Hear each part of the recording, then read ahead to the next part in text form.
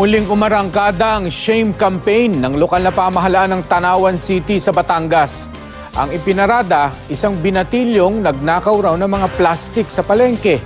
Makibalita tayo kay Marisol Abduraman.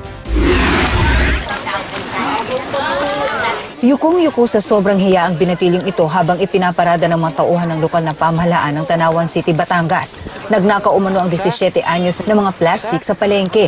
Inikot-ikot ang suspect sa mga kalsada at eskinita. Sa bandang dibdib at likuran, may nakadikit na karatulang may nakasulat na "Ako'y magnanakaw, huwag tularam".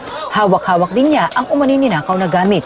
Matapos iparada, iniharap ang binatilyo at kanyang ina kay Tanawan City Mayor Antonio Halili. Pinapakita natin yan sa mga tao kung sino yung dapat nilang iwasan. Ngayon, pag binayaan mo ng pinababayaan, hindi nahuhulog, uulit lang ang uulit. Makailang beses nang naging laman ng balita ang pagpaparada ng lokal na pamahalaan ng Tanawan sa mga nahuhuling umano'y kriminal.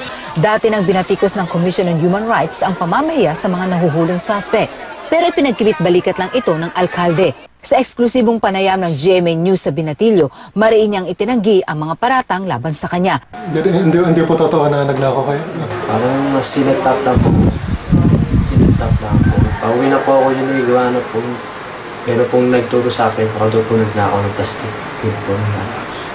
Pero ano ba ito nangyari? Sinatap lang po. Nananatili sa kustudiya ng DSWD ang menor de edad na suspect.